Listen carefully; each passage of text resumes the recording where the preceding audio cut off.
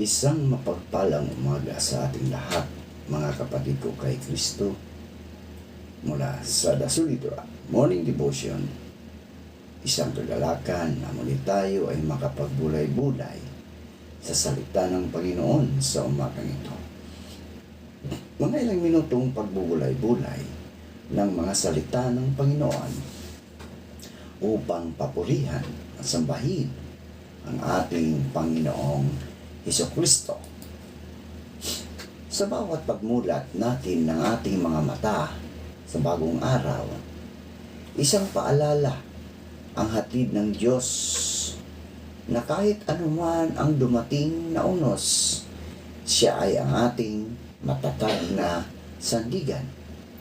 Sa mundo na puno ng pagbabago, kaguluhan, at kawalang katiyakan, napakahalagang malaman kung saan tayo nakatayo. Ang The Solid Rock Morning Devotion, ito ay paalala na ang ating pananampalataya ay dapat nakatayo sa matibay na pundasyon. At iyon ay walang iba kundi ang ating Panginoong Hesukristo.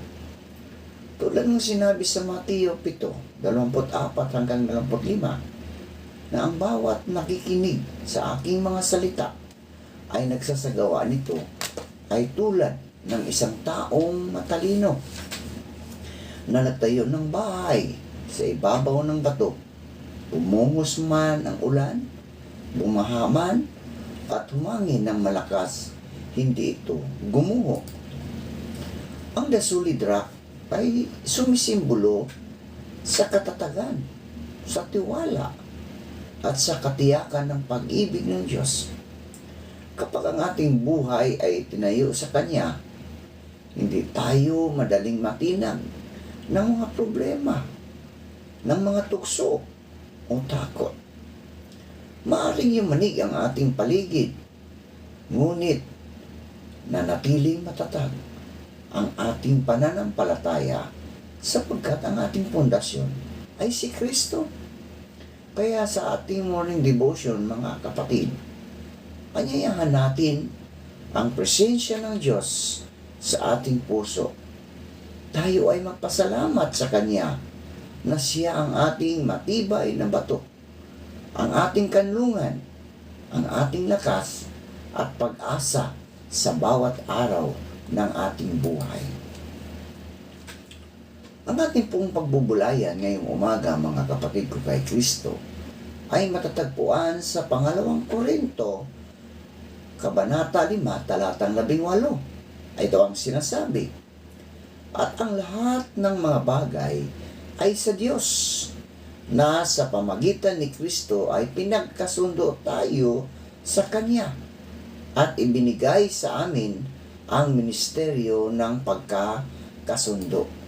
Pinagpala na po tayo sa pagkabasa at pagkarinig ng Kanyang mga salita. Tayo po ay manalangin.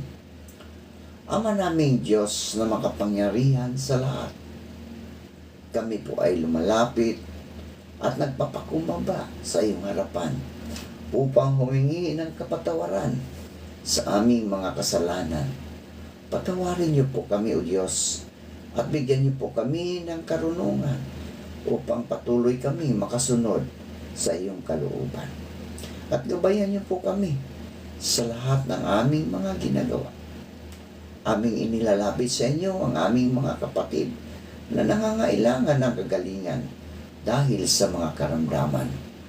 Patuloy mo po silang paghalingin sa mga karamdaman, O Diyos, katulad ng ubo, sipon,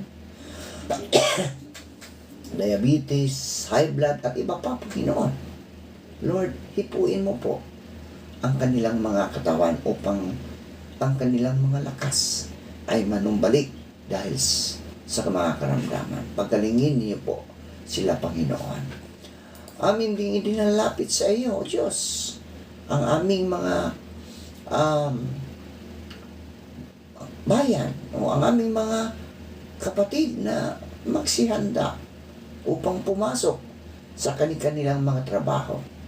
Ingatan mo sila sa kanilang pagbabiyahe, Panginoon. Ilayo mo sila sa mga pagsubok sa buhay sa mga problema sa daan. Bagkus ikaw, o Diyos, ang siyang mag-ingat sa kanila, Panginoon. At bigyan mo sila ng mahabang pasensya, Panginoon. Gayon din po, Panginoon, patuloy kong inilalapit sa inyo ang aming mga kapatid na naghahanap ng trabaho. Ito man ay lokal o abroad, naway makasumpong sila ng magandang trabaho sa tulong ng iyong banal na Espiritu Santo upang sila, o Diyos, ay magkaroon ng hanap buhay. Amin din nilalapit sa iyo, O Diyos, ang aming mga kapatid na nagtatrabaho sa ibang bansa. Yung mga OFW, patuloy mo silang ingatan doon sa ibang bansa. Sa Dubai, sa UAE, sa Damam, sa Australia, sa Canada, United States, Lord. Ikaw ang siyang patuloy na mag-ingat sa kanila. Saan man sila naroon sa mundong ito, kasama kanila sa lahat ng kanilang mga laban sa buhay, Panginoon. Lord, dalangin ko rin ang mga senior citizen na mga matatanda na patuloy mo po silang pagkalooban ng kalakasan sa araw-araw ng kanilang buhay. Dalangin ko, Diyos, ang aming bansa, ang aming bayan, na patuloy mo po itong pagpalain naman. Bigyan mo po ito ng pagkakaisa, kapayapaan, upang ang bawat tao, mga anak mo, ay magkaroon ng kapayapaan sa buhay, sa kanilang buhay, na hindi sila mahihirapan, hindi sila magkakaroon ng agam-agam, Panginoon. Lalo na sa aming mga leader, patuloy mo po silang bigyan ng karunungang maka-Diyos, upang sila, o Diyos, ay sumunod sa iyong kalooban, Panginoon, at tumulong sa kanyang kapwa. Hindi po yung pansarili nila ang kanilang inuuna, Panginoon, kundi ang iba, dahil sila po ay mga lingkod bayan. Lord, sa umagang ito, patuloy ko rin pinagkatiwala sa inyo ang aming mga buhay.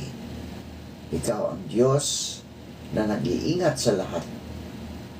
Ikaw ang Diyos na nagligtas sa amin doon sa krus ng Kalbaryo. Kaya sa iyo namin binabalik ang papuri at pasasalamat sa iyo, Panginoon. Maraming salamat. Sa pangalan ng Ama, ng Anak, ng Banal na Espiritu Santo. Amen. Ang talatang ito ay isang malinaw at makapangyarihang pagpapahayag ng puso ng Diyos para sa sangkatauhan. Ipinapakita nito na ang kaligtasan at pagbabagong espiritual ay hindi nagsimula sa kagustuhan ng tao, kundi sa inisyatiba ng Diyos. Ang lahat ng mga bagay ay sa Diyos, di ba? Ang lahat ng mga bagay ay sa Diyos. Isang paalala na siya ang pinagmulan ng lahat. At siya rin ang may kapangyarihang magpanumbalik ng nasirang ugnayan ng tao at ng Diyos. Dahil sa kasalanan, mga kapatid, ang tao ay nahiwalay sa Diyos. Ang dating malapit na relasyon ay napalitan ng takot, hiya at pagkakalayo. Subalit, hindi hinayaan ng Diyos na manatili ang ganitong kalagayan. Sa pamagitan ni Jesucristo, ang Diyos mismo ang kumilos upang tayo'y pagkasunduin. Sa Kanya ang krus ang naging tagpuan ng banal na hustisya at dakilang pag-ibig. Doon binayaran ang kasalanan at binuksan ang pintuan ng kapatawaran. Ang pahayag na ang lahat ng mga bagay ay sa Diyos ay isang makapangyarihang paalala ng katotohanang madalas nating nakakalimutan. Ang Diyos ang pinagmulan, may-ari at layunin ng lahat ng bagay. Walang bahagi ng ating buhay na hiwalay sa Kanya. Mula sa ating hininga, kakayahan, panahon hanggang sa ating mga tagumpay at kabiguan. Ang talatang ito ay humahamon sa atin na muling ituwid ang ating pananaw at kilalanin ang ganap na paghahari ng Diyos sa lahat. Sa mundong nagtuturo ng pagsasarili at kontrol sa sarili, ang pahayag na ito ay panawagan ng pagpapakumbaba. Hindi tayo ang sentro ng ating buhay, mga kapatid. Ang Diyos ang sentro. Lahat ng mayroon tayo ay ipinagkatiwala lamang sa atin. Ang ating talino, ang ating lakas, at mga pagkakataon ay hindi para sa pansariling kapurihan, kundi para sa Kanyang kaluwalhatian. Kapag kinilala natin na ang lahat ay sa Diyos, mga kapatid, natututo tayong mamuhay ng may pasasalamat at pagtitiwala. Ang lahat ng mga bagay ay hindi lamang tumutukoy sa mabubuting karanasan, kundi pati sa mga pagsubok at kahirapan. May mga sandaling hindi natin naunawaan kung bakit pinahihintulutan ng Diyos ang sakit, ang kabiguan, at luha. Ngunit ang pahayag na ito ay nagbibigay katiyakan na kahit ang mga bahaging tila magulo at masakit ay hindi ligtas sa Kanyang kamay.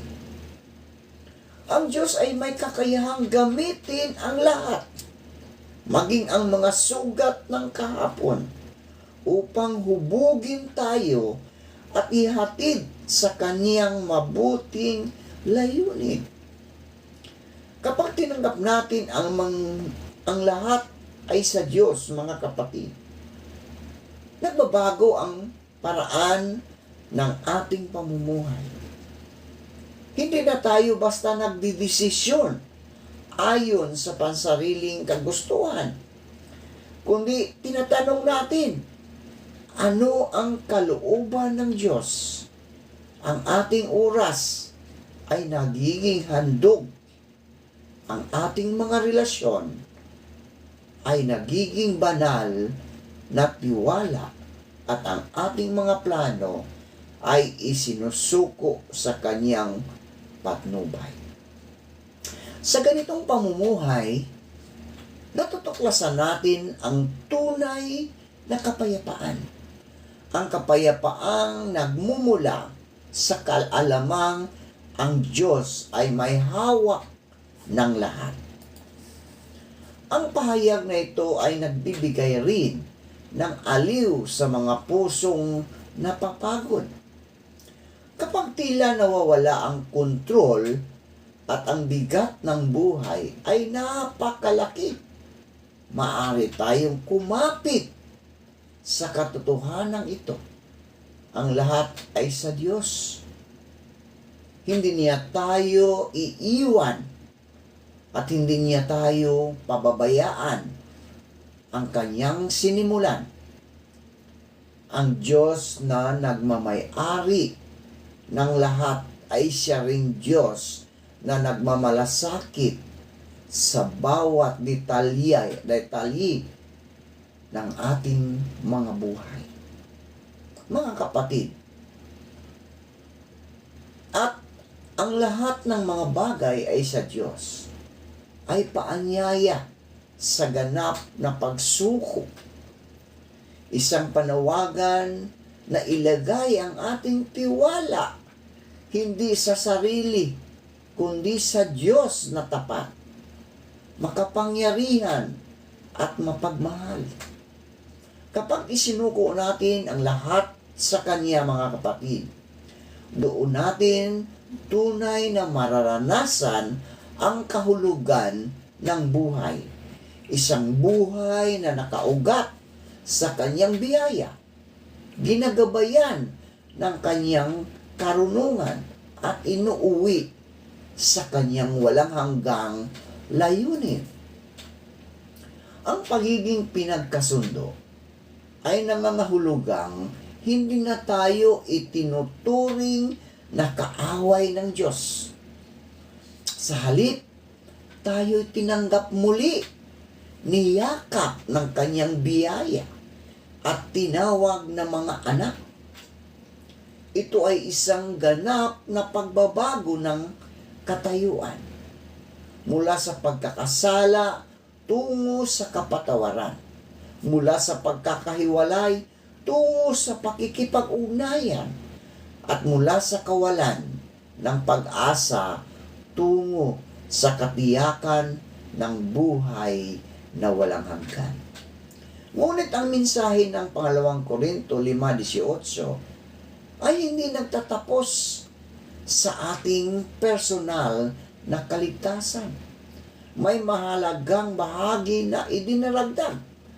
Ibinigay sa amin ang ministeryo ng pagkakasundo.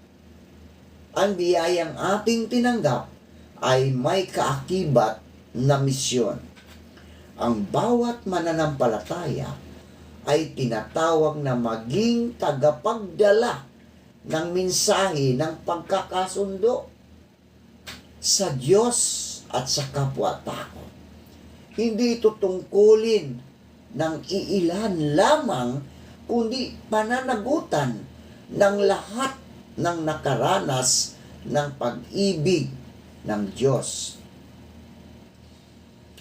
Ang katagang pinagkasundo tayo sa Kanya, mga kapatid, ay isa sa pinakamalalim at pinakamagandang katotohanan ng ating pananampalataya. Ipinapaalala nito na ang Diyos ang unang kumilos upang maibalik ang nasirang ugnayan sa pagitan niya at sa sangkatauhan. Hindi tayo ang umakyat upang hanapin siya. Siya ang bumaba upang abutin tayo, mga kapatid. Sa kabila ng ating kasalanan, kahinaan at patuloy na pagkukulang, pinili ng Diyos ang daan ng pakikipagkasundo kaysa ganap na paghatol. Dahil sa kasalanan, naputol ang ating relasyon sa Diyos. Ang kasalanan ay hindi lamang paglabag sa kautusan, kundi paghihiwalay ng puso. Isang pader na natayo, mismo ang nagtayo. Ngunit sa kanyang dakilang pag-ibig, hindi hinahayaan ng Diyos na manatili ang pader na ito magpakailanman. Sa pamagitan ni Jesucristo, binuwag niya ang hadlang. Ang krus ang naging tulay kung saan ang galit ay napalitan ng biyaya. Ang layo ay napalitan ng paglapit at ang kamatayan ay napalitan ng buhay. Ang pakikipagkasundo ay hindi lamang simpleng pagpapatawad. Ito ay pagpapanumbalik ng relasyon. Kapag sinabi na pinagkasundo tayo sa Kanya, nangangahulubagang itong muli tayong tinanggap bilang mga anak, hindi bilang mga estranghero mula sa pagiging kaaway. Dahil sa kasalanan, tayo ay ginawang mga kaibigan ng Diyos. Mula sa pagiging alipin ng takot, tayo ay pinalaya upang mabuhay sa kapayapaan at pag-asa. Sa araw na buhay, o sa araw-araw na buhay, ang katotohanan ito ay may malalim na implikasyon kung tayo ay pinagkasundo na sa Diyos. Hindi na tayo dapat mamuhay sa guilt, no? Hindi hiya, no? Hiya at patuloy na takot. Marami sa atin ang naniniwala pa rin galit ang Diyos. Laging handang magparusa. Ngunit ang pakikipagkasundo ay patunay na ang kanyang puso ay puspos ng awa. Inanyayahan niya tayong lumapit, magtiwala at manahan sa kanyang presensya. Higit pa rito mga kapatid, ang pagiging pinagkasundo sa Diyos ay nagdadala ng misyon. Hindi lamang ito biyayang tatanggapin, kundi katotohanang isa sa buhay. Tayong mga pinagkasundo ay tinatawag ding maging mga instrumento ng pakikipagkasundo sa iba, sa pamilya, sa kapwa at maging sa mga taong mahirap mahalin. Kung paanong tayo ay pinatawad, mga kapatid, tayo rin ay pinatawag na magpatawad. Kung paanong tayo ay tinanggap, tayo rin ay tinatawag na tumanggap. At sa huli, ang pinagkasundo tayo sa Kanya ay paanyaya sa bagong pamumuhay. Pamumuhay na nakaugat sa pag-ibig, ginagabayan ng biyaya at pinapalakas ng pag-asa. Ito ang paalala na anuman ang ating nakaraan, may bukas na pintuan patungo sa Diyos. Sa Kanya, ang sirang relasyon ay maaaring maibalik. Ang sugatang puso ay maaaring gumaling. At ang nawawalang pag-asa ay muling mabubuhay sapagkat sa Kanyang pag-ibig, tayo ay hindi na hiwalay. Tayo ay muling Kanya. Ang katagang ibinigay sa amin ang ministeryo ng pagkakasundo ay isang napakagandang paalala ng ating tungkulin bilang mga mananampalataya. Hindi lamang ito simpleng salita, mga kapatid. Ito ay isang pamabigat na responsibilidad at isang dakilang karangalan. Ipinapaalala nito na tayo, mga kapatid, bilang mga anak ng Diyos, ay hindi lamang tumatanggap ng biyaya at pagpapatawad. Tayo rin ay tinawag upang maging instrumento ng Kanyang kapayapaan sa mundong puno ng hidwaan at pagkakawatak-watak. Ang ministeryo ng pagkakasundo ay nagsimula sa krus. Sa pamagitan ng sakripisyo ni Jesucristo, tayo ay pinatawad at pinagkasundo sa Diyos. Hindi ito bunga ng ating sariling kakayahan o karapatan, kundi dahil sa Kanyang dakilang pag-ibig at awa. Ngunit ang diwa ng ministeryo ay hindi nagtatapos sa pagtanggap lamang ng biyaya. Tayo rin ay tinawag na ipamahagi ito kung paanong tayo ay pinagkasundo sa Diyos. Tayo rin ay may pananagutan na maging tulay sa pagitan ng Diyos at ng ibang tao. Maging ng kapwa sa kanilang mga alitan at hidwaan. Ang ministeryo ng pagkakasundo ay nangangailangan ng puso na mapagpatawad, mapagpakumbaba at mapagmahal. Maraming tao ang sugatan sa kanilang damdamin, nadismaya sa kanilang kapwa at nadapa sa galit o sama ng loob. Dito pumapasok ang hamon. Ang ministeryo ay hindi lamang sa salita, kundi sa gawa. Ito ay pagpapatawad sa mga nagkasala sa atin, pagtulong sa mga nagkakaproblema sa relasyon, at pagdadala ng liwanag sa madilim na sulok ng galit at hinanakit. Sa bawat hakbang na ginagawa natin tungo sa pagkakasundo, tayo ay nagiging salamin ng pag-ibig ng Diyos sa mundong ito. Ang ministeryo ng pagkakasundo ay hindi madali, mga kaibigan. Madalas, mas masakit ang magpatawad kaysa ang umaklas sa galit.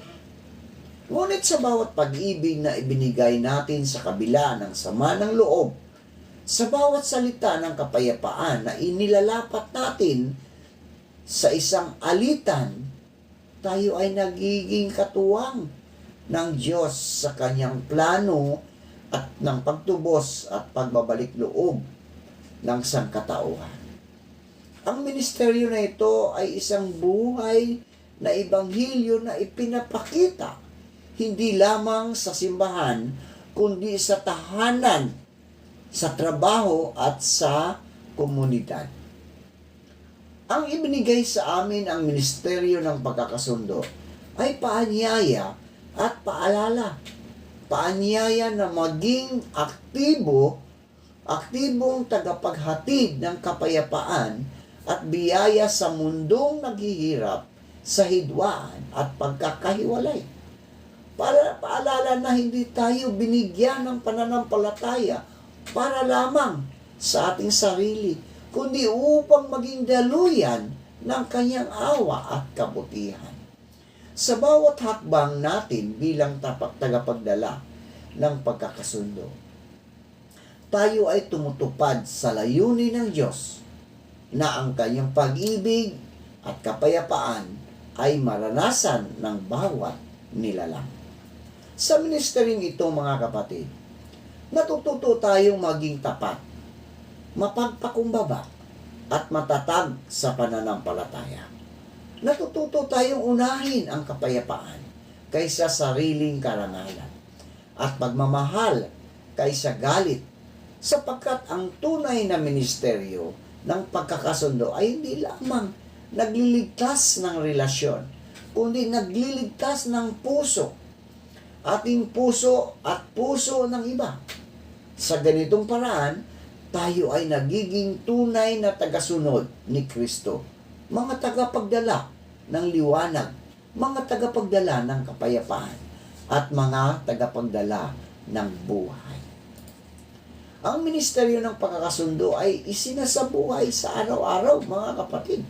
Ito ay makikita sa pusong marunong magpatawad, sa bibig na nagsasalita ng katotohanan na may pag-ibig, at sa mga kamay na handang maglingkod. Sa mundong puno ng galit, pagkakahati-hati at hidwaan, ang mga Kristiyano ay tinatawag na maging instrumento ng kapayapaan. Ang ating buhay ay nagiging patutuo na posible ang pagbabago kapag ang Diyos ang kumilos.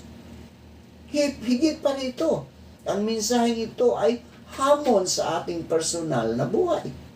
Tayo ba'y tunay na namumuhay bilang mga taong pinagkasundo na? Mayroon bang mga relasyon na patuloy nating iniiwasan ang pagkakasundo? Ang Diyos na nagpapakumbaba upang makipagkasundo sa atin sa pamagitan ni Kristo ay siya ring nagbibigay sa atin ng lakas upang magpapakumbaba at magpatawad sa iba.